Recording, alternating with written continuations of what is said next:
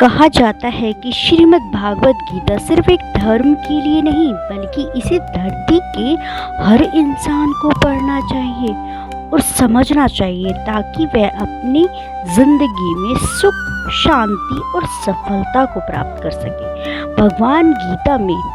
भागवत गीता में कुल 18 अध्याय हैं और इन 18 अध्यायों में कुल 700 श्लोक हैं जो सभी के लिए पढ़ पाना थोड़ा मुश्किल है। इसलिए आज इस बेहद खास वीडियो के माध्यम से मैं आपको 111 विचारों के बारे में बात करते हैं जिन्हें जानकर आप को गीता का सही मतलब समझ में आएगा। इसलिए इन विचारों को आप हर सुबह सुने और यकीन मानिए आपको अच्छा लगेगा। अगर आप इस वीडियो का ज़्यादा लाभ उठाना चाहते हैं तो कृपया हेडफोन लगाकर बहुत शांति से सुनें। चलिए शुरू करते हैं। श्रीमद् भागवत गीता के 111 पावरफुल विचारों को श्री कृपा कहते हैं कि मनुष्य को परिणाम की चिंता किए बिना लोभ, लालच, निस्वार्थ और निष्पक्ष होकर अपने कर्तव्य को पूरा करना चाहिए। तुम्हें सिर्फ अपने कर्म करने का अधिकार है, किंतु कर्म के फलों के लिए तुम अधिकारी नहीं हो। तुम ना तो कभी अपने आप को अपने कर्मों का फल का कारण मानो, न ही कर्म करने संकोच करो। सही कर्म वह नहीं है जिसके परिणाम हमेशा सही हों, अपितु सही कर्म वह है जिसका उद्देश्य कभी गलत ना हो, जो किसी के लिए हानि ना हो, जो किसी के लिए नुकसानदेह ना हो। संसार में कोई मनुष्य कभी भी सर्वगुण संपन्न नहीं होता, इसलिए कुछ कमियों को हमें नजरअंदाज करना पड़ता है ताकि रिश्तों को निभाया जा सके और पूर्णता से निभाया जा सके। जीवन में किसी नकल करके या किसी की तुलना करके आप अपने आप को पहचानने में भूल कर देते हैं, पहचान नहीं पाते। आपका पहचानना अपूर्ण कहलाता है। जब भविष्य धुंधला पड़ने लगता है तब आपको वर्तमान में ध्यान केंद्रित करने की आवश्यकता होती है, क्योंकि कोशिश करते रहने से आज नहीं तो कल हल जरूर निकलता है। श्री कृष्ण जी कहते हैं, अभी तो सही कर्म कर, वह कर्म कर जिसका उद्देश्य कभी गलत ना हो। संसार में कर्म करने से ही हमें फल मिलता है और फल की चिंता आप कर्मों के अनुसार नहीं कर सकते। कर्म करना आपका काम है और फल देना भगवान के ऊपर छोड़ दो।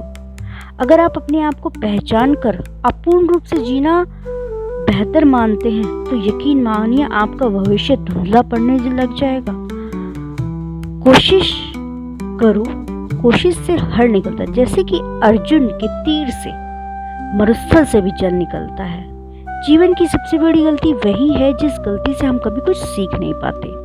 हमारा मन कमजोर होता है तो परिस्थितियां समस्या बन जाती है, और जब हमारा मन स्थिर होता है तब परिस्थितियां चुनौती बन जाती हैं, और जब हमारा मन मजबूत होता है तो परिस्थितियां अवसर बन जाती हैं। मनुष्य की मानवता उसी दिन उसी वक्त नष्ट हो जाती है जब वह दूसरों के दुखों पर उसको हंसी आने लगती है।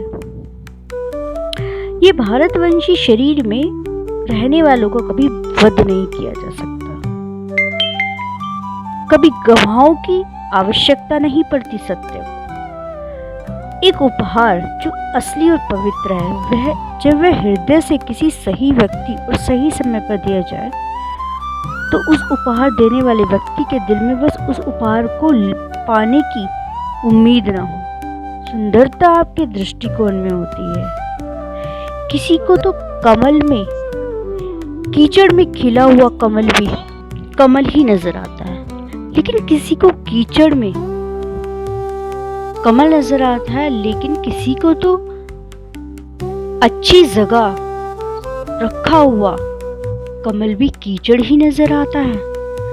इसलिए श्री कृष्ण कहते हैं, हे अर्जुन, कोई भी जिस किसी भी देवता की पूजा करे पूरे विश्वास के साथ करने की जरूरत रखता है, तब मैं उसी विश्वास को उसी देवता में दृढ़ कर देता हूँ। उदय किसी का भी अचानक नहीं होता, सूर्य भी धीरे धीरे निकलता है और ऊपर चढ़ता है। धैर्य और तपस्या जिसमें है वही संसार को प्रकाशित कर सकता है।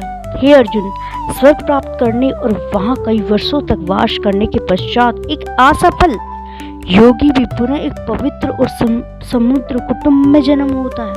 शब्द उतने ही बाहर हमें निकालने चाहिए जितने कि हमें वापस ना लेने पड़े और खुद को तकलीफ ना हो और मन अशांत ना हो।